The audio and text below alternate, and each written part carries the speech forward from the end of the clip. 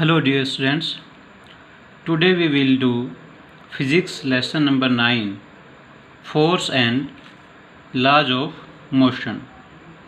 In previous lesson motion we discussed many topics like what is motion, types of motion, distance, displacement, speed, velocity, acceleration and all numerical based on speed, velocity and acceleration. And the most important is representation of equation of motion. प्रिय विद्यार्थियों, जैसा मैंने आपको पहले वाली video में बताया था कि जो मोशन की वो 3 इक्वेशन है वो बहुत ही ज़्यादा इम्पोर्टेंट है। ठीक है, हर एग्ज़ाम में पूछी जाती है। अगर आपने वो नहीं देखी है तो इस वीडियो के डिस्क्रिप्शन के अंदर मैं उसका लिंक दे दूँगा, आप वहाँ से जाकर उसको चेक कर सकते हैं। बात करें हमारे इस लेसन की, तो ये लेसन 9th क्लास में तो बहुत ही महत्वपूर्ण है। ठीक है, लेकिन साथ ही +1 क्लास में भी ये बहुत ही ज़्यादा इम्पोर्टेंट है, क्योंकि यही जो टॉपिक्स आप इसमें पढ़ने वाले हैं ये आगे थोड़े एक्सप्लेन होकर +1 क्लास में आएंगे। इसलिए अगर आप इसको 9th क्लास में काफ़ी अच्छे से पढ़ लेते हैं तो आपको +1 क्लास में भी किसी प्रकार की कोई दिक्कत नहीं आएगी। ठीक है, तो चलिए शुरू करते हैं हमारे इस लेसन को, जो कि हमारा है force and laws of motion. Force होता है बल और लॉज ऑफ मोशन इन गति के नियम। ठीक है, तो हम बात करेंगे फोर्स किसे कहते हैं। देखिए, अभी तक हम पढ़ते आए थे क्या, ये जो पुश है और पुल जो है क्या है, वो किसी बॉडी पर अगर हम उसको पुश करते हैं, धक्का मारते हैं, उसको अपनी ओर खींचते हैं तो उसे हम फोर्स कहते हैं। ठीक है, ये डेफिनेशन तो अप टू 8th क्लास काफ़ी ठीक है, आगे भी ठीक है, लेकिन हम इसका थोड़ा एक्सटेंड रूप देखते हैं। देखिए कि एक फोर्स जो है इज़ एन इन्फ्लुएंस, एक प्रभाव है, विच टेंड्स, जो करता है क्या, to set a stationary body, यानी जो आराम की अवस्था में, स्टेशनरी का मतलब होता है जो रेस्ट में है, इन मोशन, यानी जो स्टेशनरी बॉडी है जो रेस्ट में, उसको किस में ले जाता है, वो मोशन के अंदर ले जाता है। और या हम कह सकते हैं कि which tends to change the speed and direction of a moving body, कि कोई भी बॉडी जो मूव कर रही है उसकी स्पीड और उसकी डायरेक्शन को जो चेंज कर दे उसे हम क्या कहेंगे, फोर्स कहेंगे। ठीक है, जो फोर्स जो है वो क्या है, एक वेक्टर क्वांटिटी है, इज ए वेक्टर क्वांटिटी। ठीक है, फोर्स का जो फार्मूला होता है वो होता है हमारा मास इनटू में एक्सेलरेशन। ठीक है बच्चों, यानी m इंटू में a। अगर हम बात करें इसकी SI यूनिट की तो देखिए हम यहाँ से पहले सोल्व आउट करेंगे। मास की होती है kg और एक्सेलरेशन की मैंने बताई थी वो होती है मीटर पर सेकंड स्क्वायर। तो ये बन जाएगी आपकी kg मीटर, आप इसको ऐसे लिख सकते हैं मीटर पर सेकंड स्क्वायर।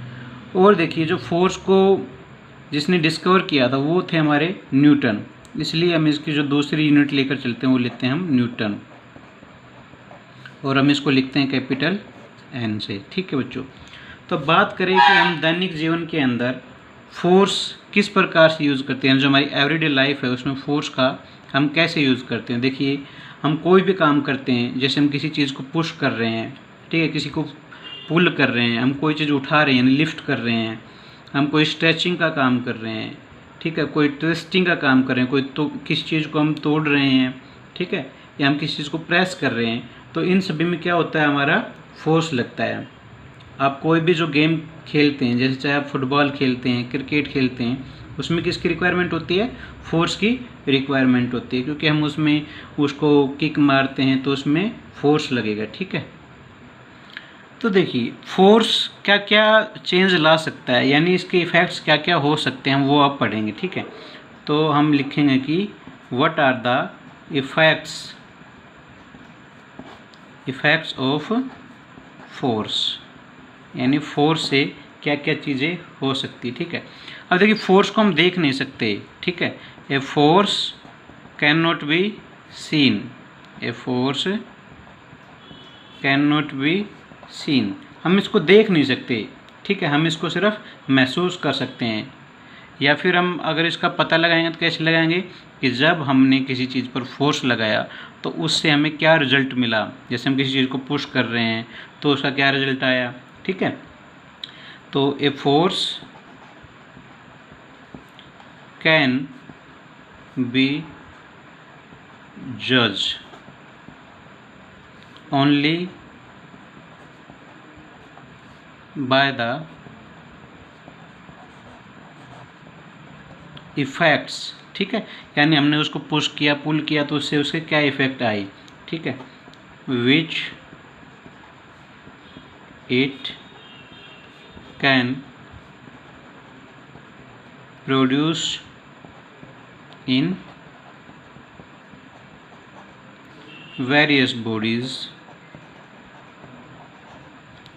ठीक है, अराउंड अस। यानी जो हमारे चारों ओर हैं जो भी चीज़ें हैं, अगर हम उनको पुश करेंगे, पुल करेंगे, हम उनको प्रेस करेंगे तो उनसे क्या इफ़ेक्ट्स होगा, ठीक है। तो हम उनको देखकर क्या कह सकते हैं कि उस पर फोर्स लगा है या नहीं लगा है। हम फोर्स को देख नहीं सकते हैं ना, ठीक है ना। तो देखिए फोर्स क्या क्या चीज़ें कर सकते हैं, ठीक है। तो देखिए पहला हम क्या लिख सकते हैं कि एक जो फोर्स है वो किसी भी चीज़ को मतलब रेस्ट में ला सकता है उसको, ठीक है, या फिर कोई चीज़ रेस्ट में तो उसको मोशन में ला सकता है, ठीक है। यानी force can move a stationary, ठीक है। स्टेशनरी मतलब मैंने बताया था कि जो रेस्ट में होती है, ठीक है, स्टेशनरी बॉडी। यानी अगर कोई चीज़ रेस्ट में तो उसको वो मोशन में ला सकता है। इसका अपोजिट भी हो सकता है, ठीक है। यानी force can stop A moving body, यानी कोई चीज़ मूव हो रही है तो उसको क्या कर सकता है, रोक भी सकता है, ठीक है। अब उसकी स्पीड भी चेंज कर सकता है। A force can change speed of a body, ठीक है। हम आगे क्या लिख सकते हैं कि उसकी डायरेक्शन भी चेंज कर सकता है। A force can change direction, ठीक है। यानी ये चीज़ें हम सारा करते हैं हमारे दैनिक जीवन में, ठीक है। एक मतलब मूविंग ऑब्जेक्ट को रेस्ट में ला सकता है, ठीक है, और उसको मूव भी करवा सकता है जो रेस्ट में है। तो सारा किसके प्रभाव से होता है, वो सारा फोर्स के प्रभाव से होता है, ठीक है। अब हम बात करेंगे फोर्स कितने प्रकार का होता है। तो जो फोर्स है वो दो प्रकार का होता है, ठीक है। एक होता है बैलेंस फोर्स, बैलेंस्ड फोर्स, और दूसरा होता है हमारा अनबैलेंस्ड फोर्स, ठीक है। बैलेंस फोर्स क्या है और अनबैलेंस फोर्स क्या है इसे हम नेक्स्ट पेज पर देखते हैं। देखिए बैलेंस फोर्स, नाम से जाहिर हो रहा है कि वो क्या है, बैलेंस है, ठीक है। आप कोई भी सामान दुकान में लेने जाते हैं तो मान लो आपने 1 किलो चीनी लेनी है, तो जो दुकानदार है वो तराजू के अंदर उसको रखता है तो बैलेंस ही आपको देता है, ठीक है ना। वो कम या ज़्यादा, कम आपको नहीं दे सकता, थोड़ी बहुत ज़्यादा ही हो सकती है, ठीक है। तो देखिए बैलेंस फोर्स हम किसे कहते हैं, ठीक है। डेफिनेशन देखेंगे हम इसकी कि इफ़ द रिजल्टेंट, यानी वो भी क्या आपका रिजल्ट ही है, resultant of all the forces acting on a body is zero. The force are called balanced force, ठीक है, बैलेंस्ड फोर्स। देखिए क्या कह रहा है कि अगर जो रिजल्ट आ रहा है जो हमने फोर्स लगाया उसका जो रिज़ल्ट आ रहा है वो क्या आ रहा है, 0 आ रहा है। मीन्स कि हम किसी ऐसी वस्तु को मूव करवाने की कोशिश कर रहे हैं जिस पर हमारे फोर्स का कोई प्रभाव है ही नहीं, तो उस केस में वो बैलेंस फोर्स रहेगा और वो वस्तु रेस्ट में नहीं आ सकती। देखिए फॉर एग्जांपल हम क्या कर सकते हैं, जैसे हमारे पास में कोई भी एक हैवी बॉक्स है, ठीक है, ये हमारे पास में कोई हैवी एक बॉक्स है, ठीक है, ये बॉक्स है हमारे पास में। अब हम इसको क्या कर रहे हैं, फोर्स लगा रहे हैं, ठीक है, हम इसको पुश कर रहे हैं, ठीक है। अब हम इसको फोर्स करेंगे तो क्या करेगा, ये आगे जाना चाहिए, लेकिन अगर हमारा फोर्स बैलेंस है तो ये आगे मूव नहीं करेगा, क्योंकि इस बॉक्स के ऊपर एक फोर्स ही नहीं लग रहा कि जो हम लगा रहे सिर्फ वो ही लग रहा, वो नहीं लगता। अब ये फोर्स अर्थ के ऊपर रखा है तो क्या करेगा, ये डाउनवर्ड फोर्स लगाएगा, वो क्या रहेगा हमारा, उसे हम बोलते हैं बच्चों फोर्स ऑफ ग्रेविटी। आपने देखा होगा कि कोई भी चीज़ आप ऊपर फेंकते तो नीचे आ जाती है, क्यों आ जाती है, क्योंकि उसके ऊपर क्या लगती है, ग्रेविटी लगती है, ठीक है। अब ये किसकी वजह से लगेगा, ये डिपेंड करेगा इसके वेट के ऊपर, जितना ज़्यादा इसका वेट रहेगा, ठीक है, उतना ही ज़्यादा ये नीचे की तरफ फोर्स लगाएगा, यानी जितना भारी ये बॉक्स रहेगा उतना ज़्यादा इसका वेट अर्थ के ऊपर रहेगा। यानी किस पे डिपेंड किया, ये सीधा सीधा वेट ऑफ बॉक्स के ऊपर डिपेंड किया। अब देखिए न्यूटन का एक नियम और है कि जो एक्शन है उसका उल्टा क्या होगा, रिएक्शन है, ठीक है। तो ये अपवर्ड फोर्स भी लगाता है, ठीक है, ये क्या लगाता है, अपवर्ड फोर्स भी लगाता है ये बॉक्स जो है। अब इस पर डाउनवर्ड तो लगेगा ग्रेविटी का, अब जो अपवर्ड फोर्स रहेगा, ठीक है, वो बोलते हैं हम उसको फोर्स ऑफ रिएक्शन, ठीक है। नीचे तो क्या हो गया, एक्शन हो गया, और इसका अपोजिट क्या हो गया, रिएक्शन हो गया। अब जब हम इसको पुश करेंगे, ठीक है, तो ये नीचे की तरफ जो फोर्स लगा रहा है तो वो क्या रहेगा, आपका फोर्स ऑफ फ्रिक्शन हो जाएगा, ये फोर्स ऑफ फ्रिक्शन। फ्रिक्शन जानते हैं ना आप, फ्रिक्शन होता है घर्षण, ठीक है। देखिए जो आप मान लीजिए शुरू में आपने शूज़ खरीदे हैं, ठीक है, स्टार्टिंग में, तो आप उनका जो नीचे का बॉटम पार्ट देखते हो बिल्कुल शाइनिंग और बिल्कुल फ्रेश होता है। जब आप उसका यूज़ करते हैं तो क्या होता है, काफ़ी समय बाद वो घिस जाता है, ठीक है। बस के टायर है वो भी घिस जाते हैं, चप्पल है आपकी वो भी घिस जाती है, वो किसकी वजह से, जो आपका घर्षण बल होता है, ठीक है, उसको इंग्लिश में बोलते हैं फ्रिक्शन, ठीक है। जो दो ऑब्जेक्ट के बीच में जो कॉन्टैक्ट के अंदर जो आपस में जो फोर्स लगता है उसे बोलते हैं फोर्स ऑफ फ्रिक्शन। तो ये किसके बीच में लग रहा है, हमारा लग रहा है बॉक्स और अर्थ के बीच में, ठीक है। अब इसके ऊपर एक और जो फोर्स लग रहा है वो लग रहा है आपका, जो हमने उसको पुश किया है, ठीक है, क्या किया, हमने उसको पुश किया है। अब अगर मान लो हम इसको इधर से पुश करेंगे, ठीक है, तो आगे मूव नहीं करेगा, क्योंकि अपोजिट में हमें क्या मिल रहा है, फोर्स ऑफ फ्रिक्शन मिल रहा है। अब ये बॉडी अगर इधर मूव करवानी है हमने, यानी इसको यहाँ से इधर लेके आना है, तो क्या करना होगा, हमें इसको इतने ज़ोर से पुश करना पड़ेगा, इतना हमने इसके ऊपर फोर्स लगाना पड़ेगा कि जो ये फोर्स ऑफ फ्रिक्शन है उससे ज़्यादा फोर्स हो, ठीक है, अदरवाइज़ ये मूव नहीं हो पाएगा।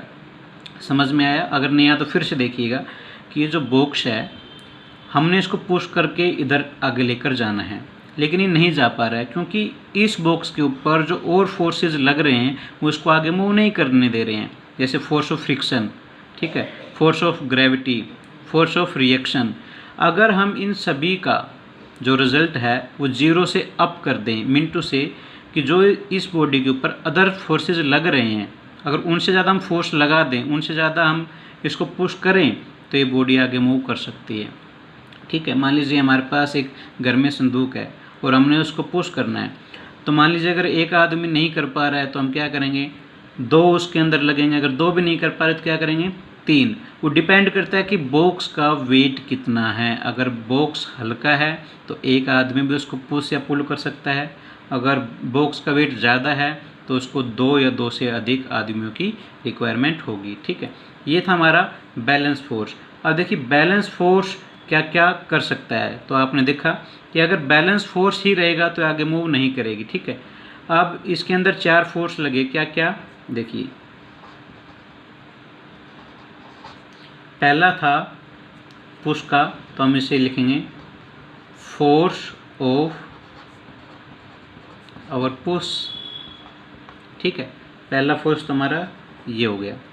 दूसरा देखिएगा, फोर्स ऑफ फ्रिक्शन जो इसको अपोज कर रहा है, फोर्स ऑफ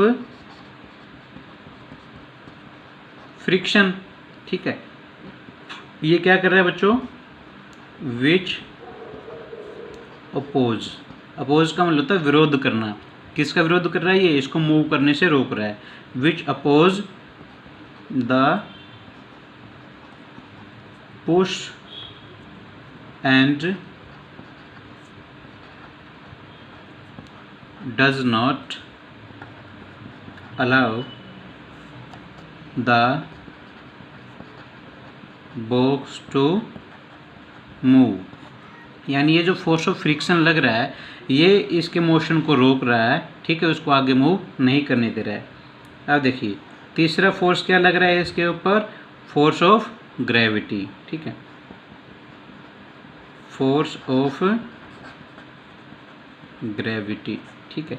अब ये क्या कर रहा है, ये इसको नीचे की तरफ खींच रही है, ठीक है, ये बॉक्स को अपनी ओर अट्रैक्ट कर रही है। जो ग्रेविटी का काम क्या होता है, किसी भी ऑब्जेक्ट को अर्थ की तरफ अट्रैक्ट करना, ठीक है। Which pull the box downward, downward यानी उसको नीचे की तरफ खींच रही है। अब देखिए जो चौथा फोर्स लग रहा है वो लग रहा है इस पे फोर्स ऑफ रिएक्शन, ठीक है, फोर्स ऑफ रिएक्शन, ठीक है। अब ये किसके द्वारा लग रहा है, एक्सर्टेड बाय द ग्राउंड, यानी ग्राउंड के द्वारा लगा ये, ठीक है, ऑन द बॉक्स अपवर्ड, ऊपर की तरफ लगा है, ठीक है, upwards, which balance the force of gravity, force of gravity, ठीक है। समझ में आया होगा ये चीज़, ठीक है। अब देखिए जो स्टेशनरी ऑब्जेक्ट है, ठीक है, अगर हम इस पे बहुत सारे नंबर ऑफ बैलेंस फोर्स लगा देंगे किसी भी स्टेशनरी ऑब्जेक्ट के ऊपर, तो बॉडी क्या करेगी, जो कंटिन्यूस है वो इसके स्टेशनरी ही अवस्था के अंदर वो रहेगी, ठीक है। अगर हम इसके ऊपर नंबर ऑफ बैलेंस फोर्स लगा दें, अगर वो मान लीजिए मोशन के अंदर है तो फिर वो मोशन के अंदर ही रहेगी, रेस्ट में है तो वो रेस्ट में रहेगी, और मोशन में है तो वो मोशन में रहेगी, ठीक है, वो उसको मूव नहीं करवा पाएगी। लेकिन हाँ उसकी जो शेप है उसको चेंज कर सकते हैं। वो कैसे, जैसे आप एक बैलून देखिए, ठीक है, मैं जैसे बनाकर देखता हूँ बैलून, आप समझ जाना।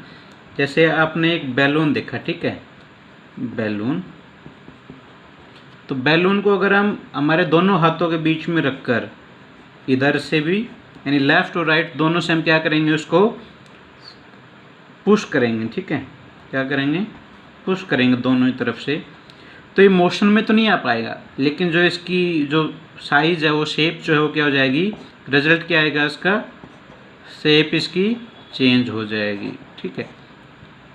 यानी आप जो है फोर्स लगाकर इसको पुश करके बैलून की आप शेप को ही चेंज कर सकते हैं, ठीक है, आप उसको मोशन में नहीं ला सकते हैं। अब हम बात करेंगे हमारे अनबैलेंस फोर्स की,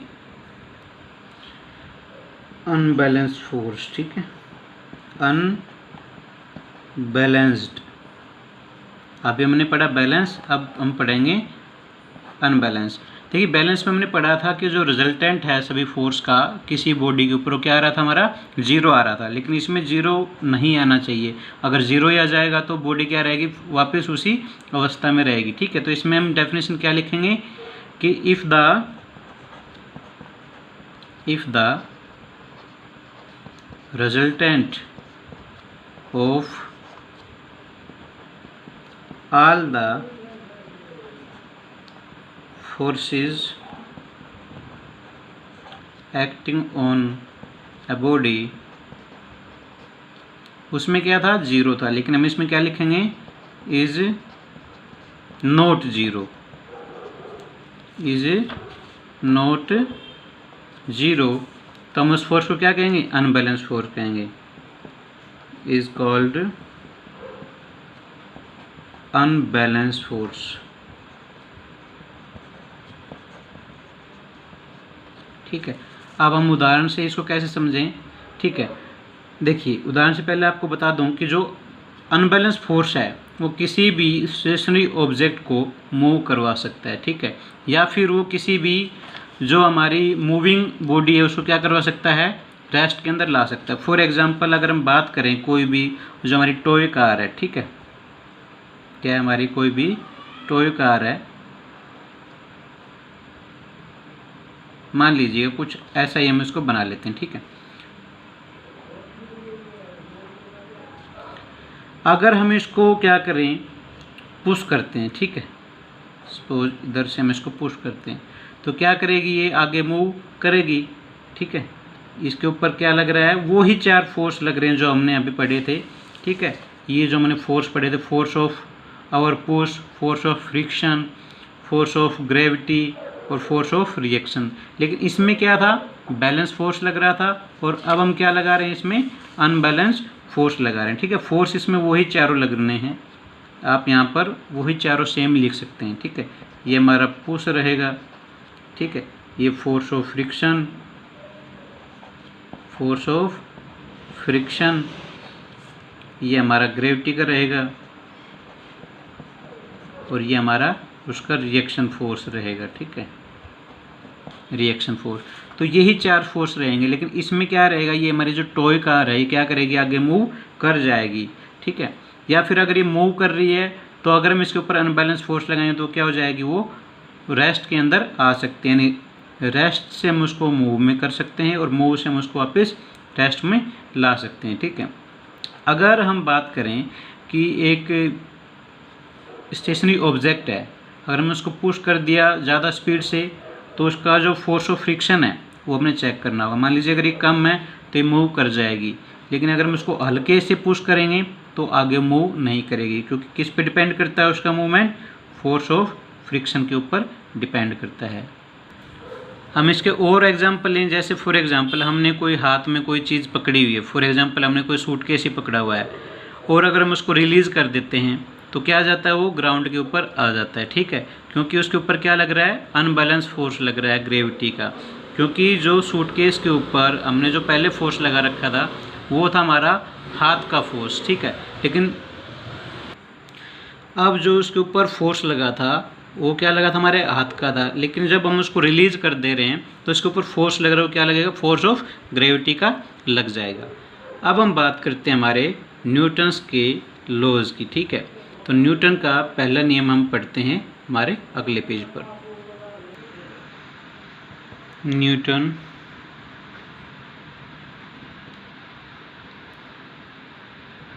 लॉज ऑफ मोशन। देखो बच्चों, न्यूटन ने हमें 3 नियम दिए थे। ठीक है, न्यूटन ने हमें 3 नियम दिए हैं जो क्या बताते हैं? मोशन ऑफ बॉडीज़ के बारे में बताते हैं। ठीक है, यही नियम क्या कहलाए थे? हमारे न्यूटन्स लॉज ऑफ मोशन हुए थे। ठीक है, जो न्यूटन्स के लॉज हैं वो हमें एक प्रिसाइज डेफिनेशन देते हैं, किसकी? फोर्स की। ठीक है, तो हम बात करेंगे इसके सबसे पहले नियम की। ठीक है, तो Newton first law of motion, first law of motion.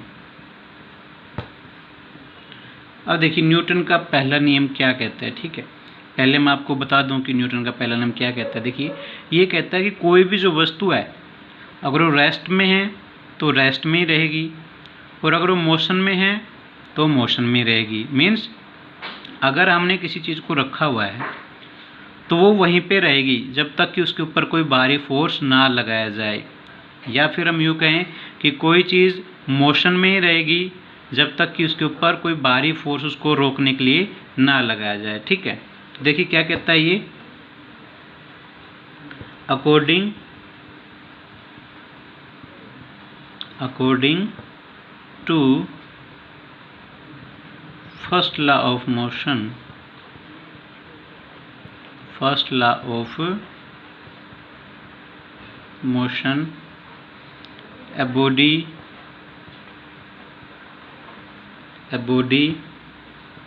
at rest will be at rest, ये हम कह रिमेन एट रेस्ट, हम कुछ भी कह सकते हैं, ठीक है। And a body in motion will continue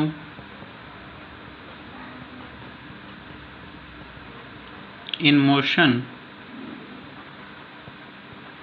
in a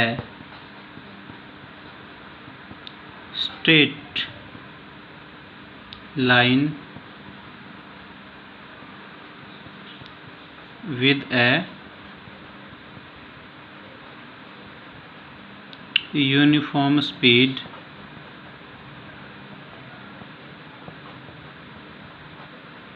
unless it is compelled by an external force to change its state of rest or of uniform motion. देखो क्या कहा इसने, ये कह रहा है कि बॉडी एट रेस्ट, कि अगर कोई बॉडी अगर वो रेस्ट में है तो विल बी एट रेस्ट, वो रेस्ट में रहेगी। एंड और बॉडी इन मोशन, अगर वो बॉडी मोशन में है, गति में है, तो विल कंटिन्यू इन मोशन, तो लगातार मोशन में रहेगी। इन ए स्ट्रेट लाइन, सीधी रेखा में, ठीक है। विद अ यूनिफॉर्म स्पीड, यानी उसी स्पीड के साथ में। यूनिफॉर्म का मतलब मैंने पिछले लेसन में आपको बताया था, वो होता है एक समान, ठीक है। उसी एक समान स्पीड के साथ में रहेगी। अनलेस, अनलेस का मतलब होता है जब तक कि it is compelled by, compelled का मतलब धकेलना या रोकना, ठीक है। It is compelled by an external, external का मतलब होता है बाहरी force, to change its state of rest और ऑफ यूनिफॉर्म मोशन। क्या मतलब हुआ कि एक जो बॉडी है वो रेस्ट में है तो रेस्ट में रहेगी, मोशन में है तो वो कंटिन्यू मोशन में रहेगी, ठीक है, स्ट्रेट लाइन में, जब तक कि उसको किसी बाहरी फोर्स के द्वारा कंपेल ना किया जाए। क्या करने के लिए? उसकी जो स्टेट है उसको बदलने के लिए। स्टेट क्या हो सकती है? रेस्ट की हो सकती है और यूनिफॉर्म मोशन की हो सकती है। तो ये था हमारा न्यूटन का पहला नियम, ठीक है। अब देखो एक एग्जाम्पल लें, क्या कि मान लीजिए कोई बुक रखी है किसी टेबल के ऊपर, तो वो अपने आप तो मूव नहीं करेगी ना, ठीक है। तो इसका एग्जाम्पल हम क्या ले सकते हैं कि एक बुक है, a book laying on A table, हम ये लिख सकते हैं, लेइंग ऑन ए टेबल। अब ये जो बुक है ये इस टेबल के ऊपर रखी है, तो टेबल के ऊपर ही रहेगी जब तक कि उसके ऊपर कोई बाहरी फोर्स ना लगे।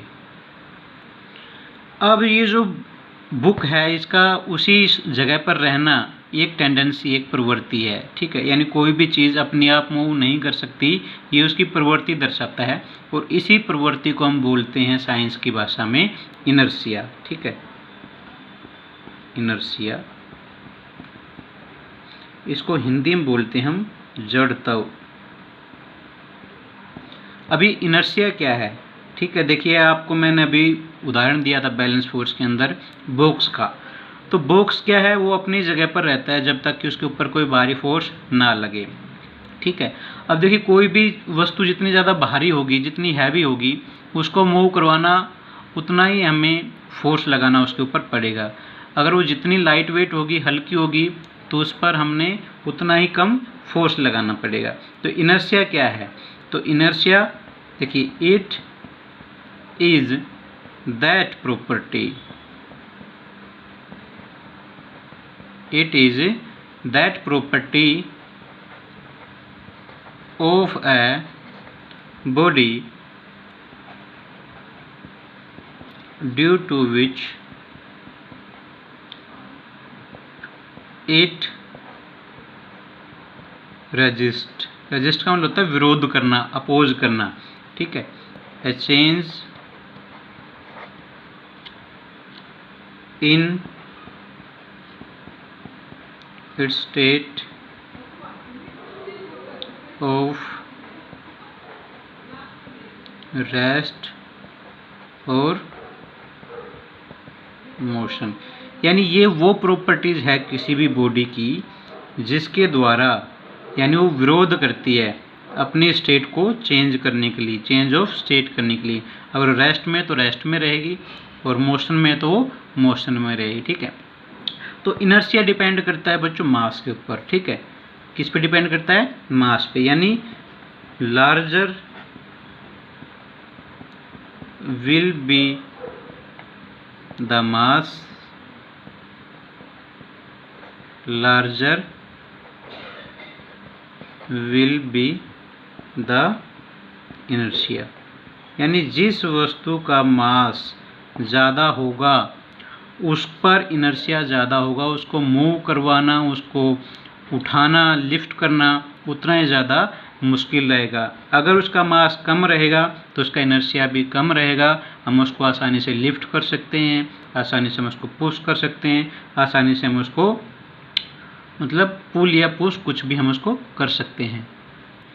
और उदाहरण देखिए, जैसे कि अगर हम बात करें पत्थर, ठीक है, तो उसका जो ज़्यादा इनर्शिया रहेगा, ठीक है, यानी स्टोन है उसका इनर्शिया ज़्यादा रहेगा। अगर हम बात करें फुटबॉल से, ठीक है, अगर हम बात करें एक छोटी टॉय कार और एक बड़ी जो हमारी ओरिजिनल कार है, तो उनका दोनों का जो मास वो काफ़ी ज़्यादा है, इसलिए उसका इनर्शिया भी क्या रहेगा? ज़्यादा रहेगा, ठीक है। अब हम बात करेंगे जो हमारा न्यूटन्स का पहला नियम था उसका जो सेकंड पार्ट है कि एक body will continue in motion in a straight line with a uniform speed. अगर हम इसको थोड़ा सा एक्सपेरिमेंटली बात करेंगे, हम इसका एग्जांपल लेके बात करेंगे क्या कि मान लीजिए आप किसी भी बस या ट्रेन के अंदर बैठे हैं, स्पेशली हम बात करते हैं बस की, ठीक है। तो जब एकदम से कोई बस के अंदर आप बैठे हैं और आप वो एकदम से स्टार्ट होती है तो आप क्या होते हैं? पीछे की तरफ भागते हैं। ऐसा क्यों? देखिए, ये किसकी वजह से हुआ? तो आप लिख सकते हैं कि this is due to the fact. एक फैक्ट है क्या कि भाई जो इनर्शिया है जो उसका पैसेंजर का, वो क्या करेगा? सेम रहेगा, क्योंकि पैसेंजर तो मूव नहीं कर रहा ना। अब जो बस है वो आगे मूव कर रही है, लेकिन जो पैसेंजर वो क्या है? रेस्ट में। इसलिए जब बस आगे जाती है तो पैसेंजर रेस्ट में होने की वजह से वो पीछे की तरफ भागता है। और अगर हम इसका अपोजिट करें क्या कि जब कोई बस मतलब एकदम से रुक जाए, सडन उसके अंदर ब्रेक लगा दे, तो हम किधर मूव करेंगे? तो हम आगे की तरफ मूव करते हैं, क्योंकि अब इस अवस्था में हम क्या कर रहे हैं? बस ने एकदम से मोशन से रेस्ट में आ गई है और हम पहले ही क्या थे? रेस्ट के अंदर थे। तो ये जो प्रॉपर्टीज है सारा किसकी वजह से हो रहा है? ये इनर्शिया की वजह से हो रहा है, ठीक है। जैसे मैंने आपको पहले बताया था कि जिसका ज़्यादा मास होगा उसका इनर्शिया भी उतना ही अधिक होगा। अब देखिए, अगर हम गाड़ियों में बैठते हैं तो हमें सलाह दी जाती है कि हम क्या पहने? सीट बेल्ट का यूज़ करें, क्योंकि जो सीट बेल्ट हमें सेफ्टी प्रोवाइड कराती है कि अगर हम मान लीजिए अचानक से कार को हम रोकते हैं तो हम या फिर उसको चलाते हैं तो हमें मतलब हमारी मूवमेंट को मतलब किसी प्रकार की कोई दिक्कत ना आए, ठीक है ना। तो सीट बेल्ट लगाना भी काफ़ी ज़रूरी है। अब हम न्यूटन के जो सेकंड नियम है उसके बारे में बात करने से पहले हम बात करेंगे मोमेंटम की, ठीक है। तभी आपको जो है वो न्यूटन का सेकंड नियम काफ़ी अच्छे से समझ में आएगा। देखिए, मोमेंटम के बारे में हम लेसन नंबर 8 जो हमारा मोशन था हम उसमें जिक्र कर चुके हैं। तो देखिए, मोमेंटम किसे कहते हैं? मोमेंटम, ठीक है। मोमेंटम को मैंने बताया था हिंदी में हम बोलते हैं संवेग, ठीक है। जनरली अगर हम इसकी छोटी सी डेफिनेशन लिखें तो हम लिख सकते हैं क्या कि it is defined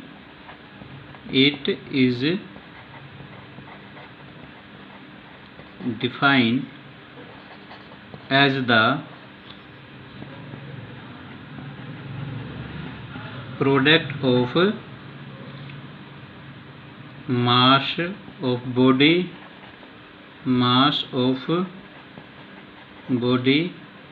and velocity।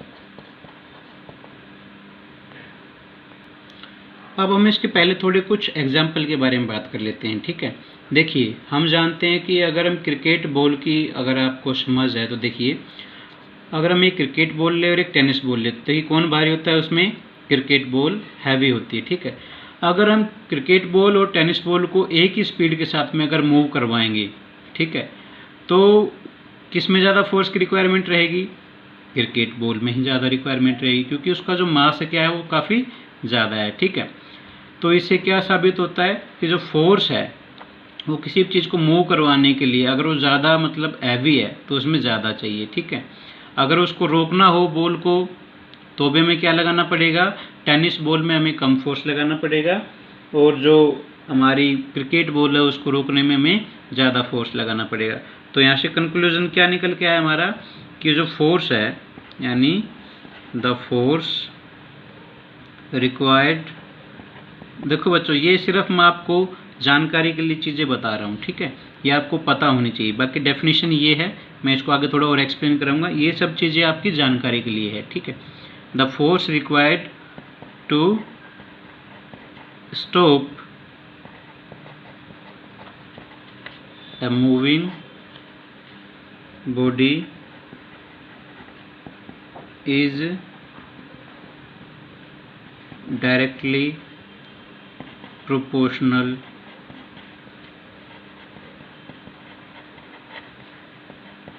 to its mass। क्या मतलब हुआ कि जितना ज़्यादा मास रहेगा किसी भी चीज़ का तो उसको रोकने के लिए जो हम फोर्स लगाएंगे वो उतना ही ज़्यादा रहेगा। अगर इसका मास कम है तो हमें फोर्स कम लगाना पड़ेगा, ठीक है, यानी फोर्स डायरेक्टली प्रोपोर्शनल है किस पे? मास पे, ठीक है। ये हमारा पहला इसमें नियम बनता है। सेकंड हम बात करें वेलोसिटी की, ठीक है, तो वेलोसिटी भी किसकी ज़्यादा रहेगी? जो मतलब लाइट वेट रहेगा, ठीक है। क्या रहेगा? Light weight. अगर हम बात करें कि हम दो कोई क्रिकेट बॉल लेते हैं और दोनों का ही मास क्या है? सेम लेते हैं, लेकिन हम उसको जो थ्रो करते हैं, फेंकते हैं, वो डिफरेंट वेलोसिटीज़ के साथ में फेंकते हैं, ठीक है। तो अब हम देखेंगे जिसकी वेलोसिटी ज़्यादा है, ठीक है, तो उसको ज़्यादा फोर्स की रिक्वायरमेंट पड़ेगी, और जिसकी वेलोसिटी हमने कम रखी है उसको रोकने के लिए हमें कम फोर्स की रिक्वायरमेंट पड़ेगी। तो इससे क्या साबित हो जाता है कि जो फोर्स है वो डायरेक्टली डिपेंड करता है किसके ऊपर? वेलोसिटी के ऊपर, ठीक है। यानी इन दोनों से ही लेकर हमें क्या पता चलता है? देखिए जो मोमेंटम है हम उसको डिनोट करते हैं P से। किसे डिनोट करते हैं? P से। अब मोमेंटम जैसे डेफिनेशन में मैंने बताया क्या है? मास और वेलोसिटी का क्या है? ये प्रोडक्ट है। अब यहाँ पे फोर्स मास के डायरेक्टली प्रोपोर्शनल है और यहाँ पे जो फोर्स है वो वेलोसिटी के डायरेक्टली प्रोपोर्शनल है। यानी जो फोर्स हम लगा रहे हैं किसके प्रोपोर्शनल है? मास और वेलोसिटी दोनों के ही प्रोपोर्शनल है। तो देखिए यहाँ पर जो हमारा मोमेंटम का फार्मूला बनेगा वो बनेगा हमारा P = m × v, ठीक है। m यहाँ पे क्या है? मास है और v वेलोसिटी है, ठीक है। अगर हम बात करें इसकी SI यूनिट की तो मास की होती है हमारी किलोग्राम और वेलोसिटी की होती है हमारी मीटर/सेकंड। तो ये इसकी क्या हो जाएगी? SI unit.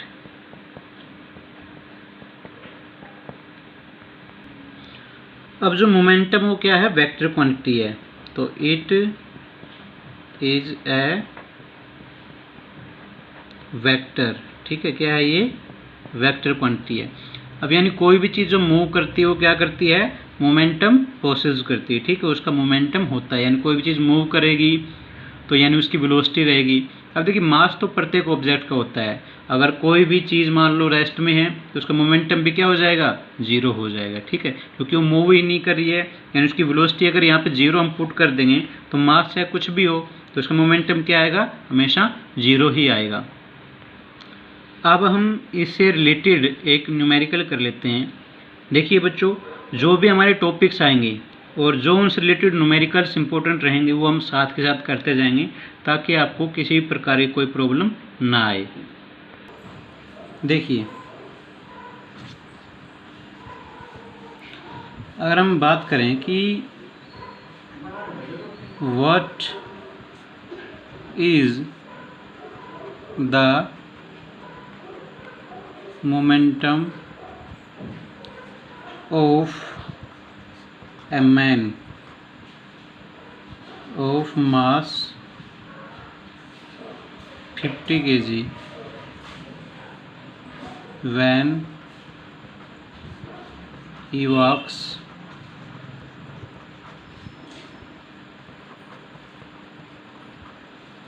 with a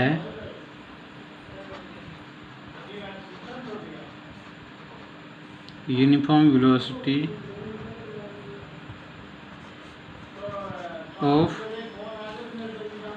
4 metre per second. क्या कह रहा है ये कि व्हाट इज द मोमेंटम, यानी मोमेंटम क्या रहेगा। एक आदमी है जिसका मास कितना है, 50 किलो है, और जब वो चलता है और उसकी यूनिफॉर्म वेलोसिटी क्या है, 4 मीटर पर सेकेंड की है। तो हमने इसका क्या देना है, मोमेंटम के बारे में हमने बताया। देखिए अभी मैंने मोमेंटम का फार्मूला बताया था, क्या है, पहले तो हमने इसका फार्मूला पता होना चाहिए, ठीक है। तो मोमेंटम का फार्मूला होता है बच्चों मास इनटू में वेलोसिटी, ठीक है, यानी m इंटू में v।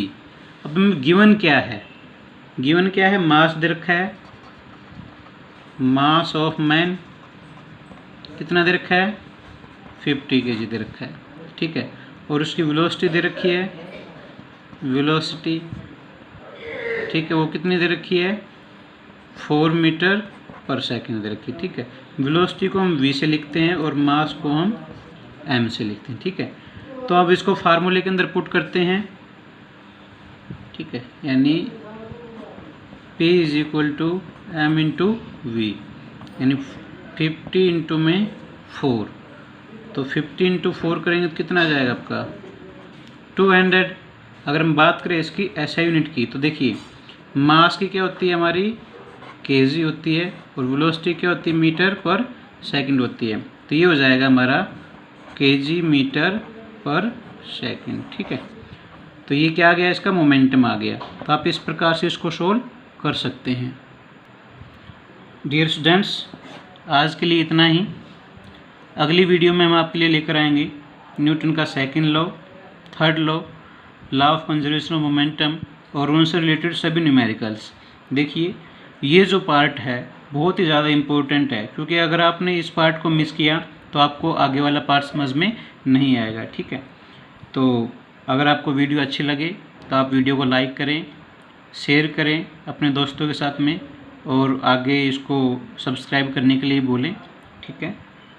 देखने के लिए आपका बहुत बहुत धन्यवाद। Thank you, have a good day.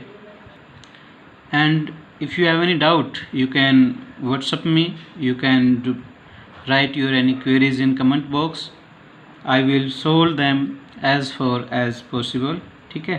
जितना जल्दी हो सकेगा मैं आपकी सभी प्रॉब्लम्स को सोल्व करूँगा। Thank you, have a good day.